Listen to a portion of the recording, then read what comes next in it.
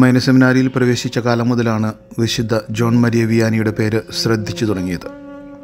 പിന്നീട് മേജർ സെമിനാരിയിലും പല മാസധ്യാനങ്ങളിലും വാർഷിക ധ്യാനങ്ങളിലും വിശുദ്ധൻ്റെ പേര് കേൾക്കാറുണ്ടായിരുന്നു. ഓഗസ്റ്റ് 4-ാം തീയതി മൈനർ സെമിനാരിയിൽ വിശുദ്ധൻ്റെ തിരുനാൾ ആഘോഷിക്കുമായിരുന്നു. തലേ ദിവസം വിശുദ്ധൻ്റെ സ്റ്റാച്യു തുടച്ചു വൃത്തിയാക്കും. തിരുനാൾ ദിവസം രാവിലെ ആഘോഷമായ ദിവ്യബലി ഉണ്ടാകും. തുടർന്ന് ബ്രേക്ക്ഫാസ്റ്റിന് ശേഷം എല്ലാവരും രാവിലെ മുതൽ ഫ്രീ ആയിരുന്നു.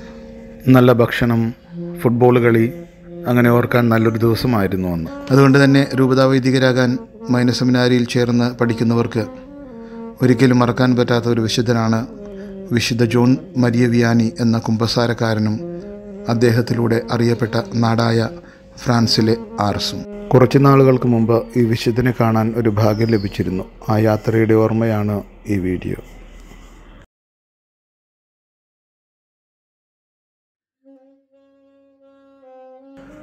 കഴിവ് കുറഞ്ഞതിൻ്റെ പേരിൽ പല പ്രാവശ്യം പൗരോഹിത്യ പദവിയിൽ നിന്നും അകറ്റി നിർത്തപ്പെടുകയും അവസാനം ഒത്തിരി ആഗ്രഹിച്ച തിരുപ്പട്ടം ലഭിക്കുകയും ചെയ്ത വിനീതനായ ഫ്രഞ്ച് വൈദികനാണ് ഫാദർ ജോൺ മരിയ വിയാനി. ഫ്രാൻസിലെ ലിയോൺസിലുള്ള ഡാർഡില്ലി എന്ന ഗ്രാമത്തിൽ മാത്യു വിയാനിയുടെയും മേരിയുടെയും മകനായി 1786 ജോൺ ജനിച്ചു. സഭ വളരെ പ്രതിസന്ധിയിലൂടെ കടന്നുപോയൊരു കാലമായിരുന്നു അത്. ആരാധനകൾക്കും പ്രാർത്ഥനകൾക്കും വിലങ്ങുവെക്കപ്പെട്ടിരുന്നു. ആൽമാരുടെ വേഷത്തിലാണ് അച്ഛന്മാർ ജോലി ചെയ്തിരുന്നത്. 13-ാമത്തെ വയസ്സിലാണ് ആദ്യ കുർബാനയ്ക്കൊരുക്കമായ പഠനങ്ങൾ പൂർത്തിയാക്കി വിയാനി ഈശോയെ സ്വീകരിക്കുന്നത്. 16-ാമത്തെ വയസ്സിൽ അമ്മയോടും ആൻറ്റിയോടും വിയാനി തൻ്റെ സ്വപ്നം വ്യക്തമാക്കി, എനിക്കൊരു വൈദികനാകണം. കുഗ്രാമത്തിൽ വസിക്കുന്ന സാധാരണ കുട്ടികൾക്ക് ലഭിക്കുന്ന വിദ്യാഭ്യാസം പോലുമില്ലാത്ത ഒരാൾക്ക് കാണാൻ പറ്റുന്ന ഒരു സ്വപ്നമായിരുന്നില്ല വിയാനി കണ്ടത്.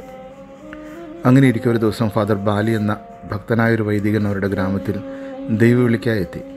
ജോണിൻ്റെ അമ്മ അവൻ്റെ പിതാവിനോട് അനുവാദം വാങ്ങിയതിനു ശേഷം ഫാദർ ബാലിയുമായി സംസാരിച്ചു. തൻ്റെ മകനെ സെമിനാരിയിൽ ചേർക്കണമെന്നായിരുന്നു അവളുടെ ആവശ്യം. പരിമിതികൾ ചൂണ്ടിക്കാണിച്ച് ആദ്യമൊന്നും അദ്ദേഹം സമ്മതിച്ചില്ലെങ്കിലും ജോൺ വിയാനിയെ കണ്ടതോടുകൂടെ അദ്ദേഹം എല്ലാം അംഗീകരിച്ചു. സെമിനാരിയിലെ എല്ലാം പഠിക്കേണ്ടത് ലത്തീനിലായിരുന്നു. 26 വയസ്സുള്ള ജോൺ വിയാനി ആയിരുന്നു ക്ലാസ്സിലെ ഏറ്റവും മുതിർന്ന കുട്ടി. പഠനം വലിയൊരു കുരിശിൻ്റെ വഴി തന്നെയായിരുന്നു. മേജർ സെമിനാരിയിലെത്തിയപ്പോഴേക്കും ഇതേ പ്രതിസന്ധികളാണ് ജോൺ വിയാനിയെ കാത്തിരുന്നത്. സെമിനാരിയിലെ എല്ലാം പഠിക്കേണ്ടത് ലത്തീനിലായിരുന്നു. 26 വയസ്സുള്ള ജോൺ വിയാനി ആയിരുന്നു ക്ലാസ്സിലെ ഏറ്റവും മുതിർന്ന കുട്ടി. പഠനം വലിയൊരു തലവേദനയായിരുന്നു ജോണിന്. മേജർ സെമിനാരിയിലെത്തിയപ്പോഴേക്കും ഇതേ പ്രതിസന്ധികളാണ് വിയാനിയെ കാത്തിരുന്നത്. മേജർ സെമിനാരിയിൽ നിന്ന് പരീക്ഷയിൽ നിരന്തരമായ തോൽവികൾ ഏറ്റുവാങ്ങിയ വിയാനിയെ അധികാരികൾ സെമിനാരിയിൽ നിന്ന് പറഞ്ഞുവിട്ടു. വൈദികനാകാനുള്ള യോഗ്യതയൊന്നുമില്ല, വേണമെങ്കിൽ ബ്രദറായി അവിടെ ജീവിക്കാമെന്നും അവർ അറിയിച്ചു. കണ്ണീരോടെ സെമിനാരിയുടെ പടികളിറങ്ങി ജോൺ വിയാനി ഫാദർ ബാലിയുടെ പക്കലെത്തി. അദ്ദേഹത്തോടൊപ്പം പഠിച്ചതിന് ശേഷം വീണ്ടും പരീക്ഷയ്ക്കെത്തി. എന്നാൽ അപ്പോഴും തോൽവിയായിരുന്നു ഫലം. എന്നാൽ മനസ്സു തകരാതെ വീണ്ടും അദ്ദേഹം കഠിനമായി പരിശ്രമിച്ചു. ഫാദർ ബാലി നൽകിയ ആത്മവിശ്വാസത്തിൻ്റെ പിൻബലത്തിൽ വീണ്ടും പരീക്ഷ എഴുതി വിയാനി അവസാനം വിജയിക്കുക തന്നെ ചെയ്തു. 1815 ആഗസ്റ്റ് മാസം 18-ാം തീയതി അങ്ങനെ ജോൺ മരിയ വിയാനി എല്ലാ പ്രതിസന്ധികളെയും അതിജീവിച്ച് ഒരു വൈദികനായി അഭിഷേകം ചെയ്യപ്പെട്ടു. ഫാദർ ബാലിയുടെ അസിസ്റ്റൻ്റ് വികാരിയായിട്ടാണ് വിയാനി ആദ്യം നിയമിതനായത്. 1817 ഡിസംബർ മാസത്തിൽ അദ്ദേഹത്തിൻ്റെ അധ്യാപകനും ആത്മീയ ഗുരുവുമായിരുന്ന ഫാദർ ബാലി വിട പറഞ്ഞു. പുതുതായി വന്ന വികാരിക്ക് ഒരു സഹവികാരിയുടെ ആവശ്യം ഇല്ലായിരുന്നു. അങ്ങനെ എക്കോളി ഇടവകയിൽ നിന്നും ഫാദർ ജോൺ വിയാനിക്ക് പ്രഖ്യാപിതമായ ആർസ് ഇടവകയിലേക്ക് സ്ഥലം മാറ്റം ലഭിച്ചു. ആത്മീയമായും ധാർമ്മികമായും അധപതിച്ചൊരു സ്ഥലമായിരുന്നു ആർസ്. ഒരച്ഛന്മാരും അവിടേക്ക് പോകാൻ ആഗ്രഹിച്ചിരുന്നില്ല. ആർസിലേക്ക് പോകുന്ന വഴിക്ക് വഴിയറിയാതെ വന്ന സമയത്ത് അവിടെ കണ്ട ആട്ടിടയനായ ഒരു കുട്ടിയോട് ഇപ്രകാരം ചോദിച്ചു, എനിക്ക് ആർസിലേക്കുള്ള വഴി കാട്ടിത്തന്നാൽ സ്വർഗത്തിലേക്കുള്ള വഴി ഞാൻ നിനക്ക് കാട്ടിത്തരാം. അപ്പോൾ അദ്ദേഹത്തിന് 32 വയസ്സായിരുന്നു. ദിവസം മുഴുവൻ കുമ്പസാരക്കൂട്ടിൽ ചെലവഴിച്ചതിന് ശേഷം രാത്രിയാണ് തൻ്റെ മുറിയിലേക്ക് ഉറങ്ങാൻ പോകുന്നത്.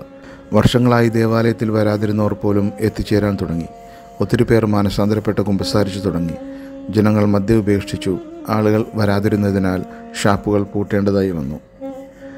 ഇടവക ജനങ്ങളെ ആത്മീയമായി ഉണർത്താൻ വിയാനിയച്ചന് കഴിഞ്ഞു. ലോകത്തിൻ്റെ വിവിധ ഭാഗങ്ങളിൽ നിന്നും തീർത്ഥാടകർ ആർസിലേക്ക് പ്രവഹിക്കാൻ തുടങ്ങി. 19-ാം നൂറ്റാണ്ടിൽ ഫ്രാൻസിലെ ഏറ്റവും വലിയ തീർത്ഥാടന കേന്ദ്രമായി മാറിയത് ഈ പാവപ്പെട്ട വൈദികനായ വിശുദ്ധ ജോൺ മരിയ വിയാനിയുടെ ഇടവകയായിരുന്നു. അടുത്തുള്ള ഇടവകളിലെ ജനം ആർസിലേക്ക് കുമ്പസാരത്തിനും കുർബാനയ്ക്കുമായി പോയി തുടങ്ങി. ദിവസം 16 മണിക്കൂറിലധികം അദ്ദേഹം കുമ്പസാരക്കൂട്ടിൽ ചിലവഴിച്ചു. അവസാനം 73-ാമത്തെ വയസ്സിൽ 1859 ഓഗസ്റ്റ് 4-ന് ഫാദർ ജോൺ മരിയ വിയാനി വിട പറഞ്ഞു. രൂപത വൈദികരുടെ മധ്യസ്ഥനായ വിയാനി അച്ഛൻ 20 വർഷം കൊണ്ട് ലക്ഷക്കണക്കിന് പാപികൾക്ക് പാപമോചനം നൽകി മാനസാന്തരത്തിലേക്ക് നയിച്ചു.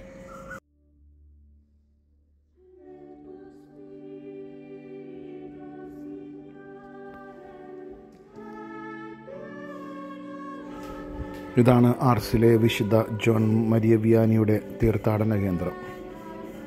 ഇതിലെയാണ് ദേവാലയത്തിലേക്കും താമസിച്ചിരുന്ന ഭവനത്തിലേക്കും പ്രവേശിക്കുന്നത്.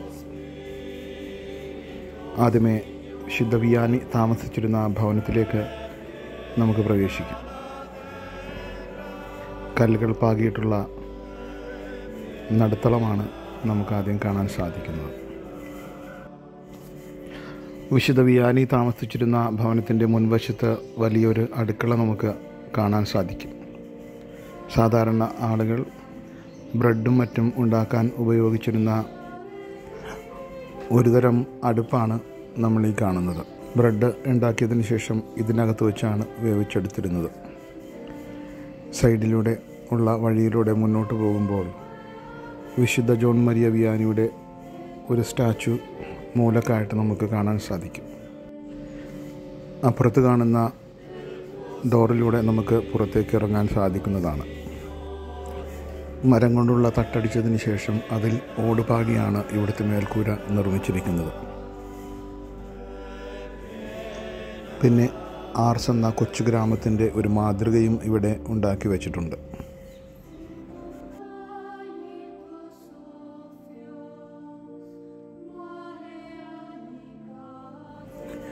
ഇനി വിശുദ്ധ വിയാനി താമസിച്ചിരുന്ന ഭവനത്തിലേക്ക് നമുക്ക് പ്രവേശിക്കാം. കയറുമ്പോൾ തന്നെ ഇടതുവശത്തായിട്ട് വിശുദ്ധ വിയാനി ഉപയോഗിച്ചിരുന്ന ഒരടുക്കള നമുക്ക് കാണാൻ സാധിക്കും. ഇവിടെയാണ് വിശുദ്ധ വിയാനി ഭക്ഷണം കഴിച്ചിരുന്നത്. ഇവിടെ ഭക്ഷണം പാകം ചെയ്യാനുള്ള സൗകര്യവും ഉണ്ടായിരുന്നു. ഈ കാണുന്ന ചവിട്ടുപടികളിലൂടെ മുകളിലേക്ക് കയറുമ്പോഴാണ് വിശുദ്ധ വിയാനി താമസിച്ചിരുന്ന റൂമും മറ്റും നമുക്ക് കാണാൻ സാധിക്കുന്നത്.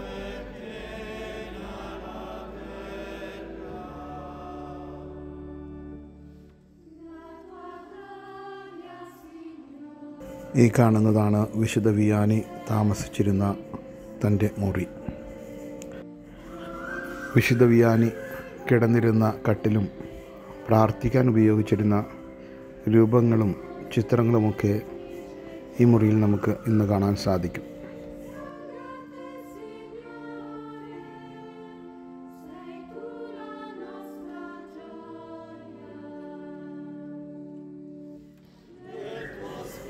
അടുത്ത മറ്റൊരു മുറിയിലേക്ക് കയറുമ്പോൾ വിശുദ്ധ വിയാനിയുടെ ഒരു ചിത്രം നമുക്ക് കാണാം. വിശുദ്ധ വിയാനി ഉപയോഗിച്ചിരുന്ന പല വസ്തുക്കളും ഈ മുറിയിൽ ഇന്ന് സൂക്ഷിച്ച് വച്ചിട്ടുണ്ട്.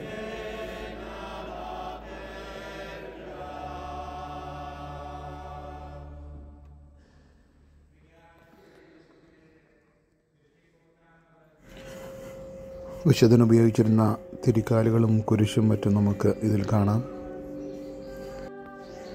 ഒരു പ്രാർത്ഥനാ പുസ്തകവും അതുപോലെ തന്നെ ഒരു കുരിശ് രൂപത്തിൻ്റെ ചിത്രവും ഇവിടെ സൂക്ഷിച്ചിട്ടുണ്ട്. അതിനടുത്തായി വിശുദ്ധൻ ഉപയോഗിച്ചിരുന്ന ഒരു ലോഹ നമുക്ക് കാണാൻ സാധിക്കും. ലോഹയുടെ തൊട്ട് അടുത്തായിട്ട് കസേരയിൽ വിശുദ്ധൻ ഉപയോഗിച്ചിരുന്ന സർപ്ലീസും അതിന് മുകളിലായിട്ട് ഒരു സ്റ്റോളും നമുക്കിന്ന് കാണാൻ സാധിക്കും. അതിനടുത്ത് തന്നെയായിട്ട് വിശുദ്ധൻ ഉപയോഗിച്ചിരുന്ന ഒരു തൊപ്പി നമുക്ക് കാണാം.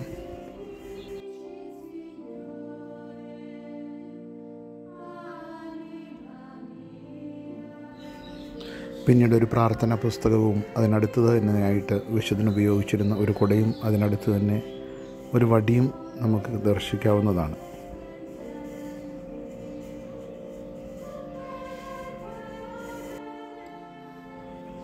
പിന്നീട് നമ്മെ ആകർഷിക്കുന്ന ഒരു ഘടകം വിശുദ്ധൻ ഉപയോഗിച്ചിരുന്ന ഒരു ജോഡി ഷൂസുകളാണ്. ആർസിൽ താൻ നടക്കാൻ ഉപയോഗിച്ചിരുന്ന 2 ഷൂസുകൾ ആണ് ഇത്.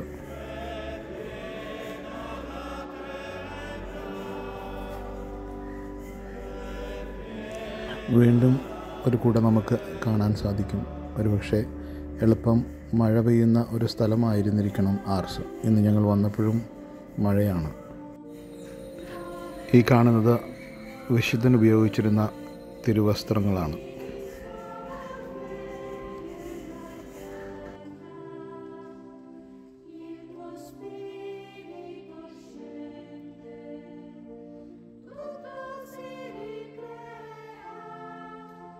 ഇടനാഴിയിലൂടെ പുറത്തേക്ക് വരുമ്പോൾ അടുത്ത മറ്റൊരു റൂമും നമുക്ക് കാണാൻ സാധിക്കും. അവിടെയും ഒരു ബെഡുണ്ട്.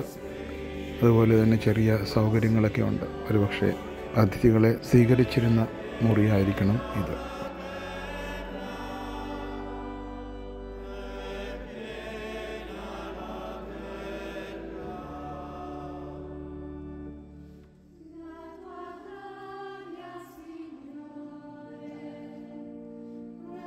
ഇതിനടുത്തുള്ള മുറിയിലാണ് വിശുദ്ധ ജോൺ വിയാനി മരിച്ചപ്പോൾ കിടത്തിയ പെട്ടി സൂക്ഷിച്ചിരിക്കുന്നത്.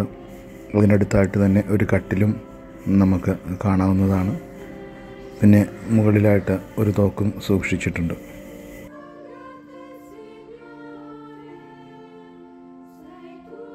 വിശുദ്ധ വിയാനിയുടെ ഭവനം സന്ദർശിച്ചതിന് ശേഷം നമ്മൾ പള്ളിയിലേക്ക് പ്രവേശിക്കുകയാണ്. സൈഡിലുള്ള ഈ കവാടത്തിലൂടെയാണ് നമ്മൾ പള്ളിയിലേക്ക് പ്രവേശിക്കുന്നത്. ഈ കാണുന്ന ദേവാലയമാണ് വിശുദ്ധ വിയാനയുടെ പേരിലുള്ള തീർത്ഥാടന കേന്ദ്രം. ഈ കാണുന്നത് പഴയ പള്ളിയാണ്.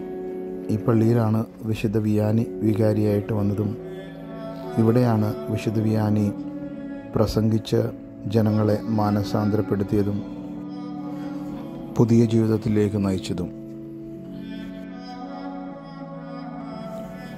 വളരെ ചെറിയ ഇടവകയായിരുന്നതുകൊണ്ട് ഇവിടെയുണ്ടായിരുന്ന ജനങ്ങൾക്ക് ആവശ്യമായ സ്ഥലം ഈ പള്ളിയിൽ ഉണ്ടായിരുന്നു.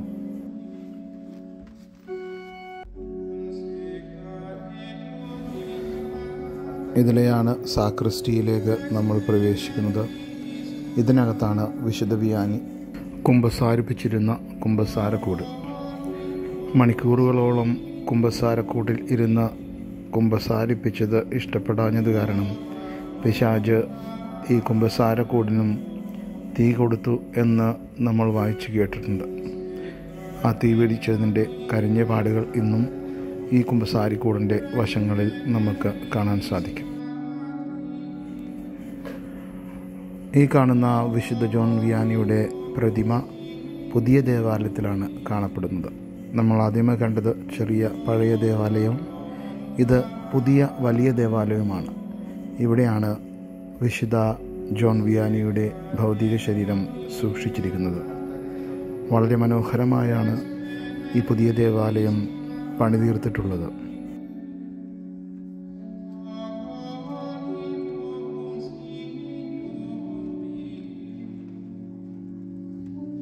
അൾത്താര നടക്കും. അതിനു ചുറ്റുമായി തീർത്ഥാടകർക്ക് നടക്കുവാനും കഴിയുന്ന രീതിയിലുള്ള ഒരു രൂപകൽപ്പനയാണ് ഈ പള്ളിക്ക് നൽകപ്പെട്ടിട്ടുള്ളത്. പള്ളിയുടെ മധ്യഭാഗത്തെത്തുമ്പോൾ ഒരൾത്താരയും അതിനോട് ചേർന്ന് 2 കൊടികളും നമുക്ക് കാണാൻ സാധിക്കും. അതിൽ ഒരു കൊടിയിൽ വിശുദ്ധ വിയാനി ഇടയബാലനോട് വഴി ചോദിക്കുന്ന ചിത്രവും നമുക്ക് കാണാം.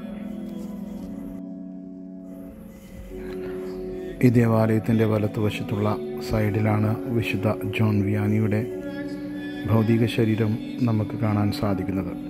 ഇരുവശങ്ങളും മനോഹരമായ ചിത്രങ്ങൾ കൊണ്ട് അലങ്കരിച്ചിട്ടുണ്ട്. ഒരു ആർച്ചിൻ്റെ താഴെയായിട്ടാണ് വിശുദ്ധ ജോൺ മരിയ വിയാനിയുടെ ശരീരം നമ്മൾ കാണുന്നത്. മെഴുകുപയോഗിച്ച് വളരെ ഭംഗിയായി വിശുദ്ധൻ്റെ ശരീരം ഇന്നും സൂക്ഷിച്ചു വച്ചിട്ടുണ്ട്. ഉറങ്ങിക്കിടക്കുന്ന മരിയ വിയാനിയെ പോലെയാണ് വിശുദ്ധൻ്റെ ശരീരം കാണുമ്പോൾ നമുക്ക് തോന്നുന്നത്. ഇന്നും ഒത്തിരിയേറെ പേര് വിശുദ്ധൻ്റെ ഈ തീർത്ഥാടന കേന്ദ്രത്തിൽ വരാറുണ്ട്. വിശുദ്ധ ജോൺ മരിയ വിയാനി നമ്മളിൽ നിന്നും വേർപെട്ടു പോയിട്ട് വർഷങ്ങളായെങ്കിലും ആർസിൻ്റെ കുമ്പസാരക്കാരൻ എന്ന നിലയിൽ എല്ലാവരുടെയും മനസ്സിൽ ജോൺ വിയാനി ഇന്നും ജീവിക്കുന്നു, പ്രത്യേകിച്ച് ഇടവക വൈദികരുടെ മനസ്സിൽ.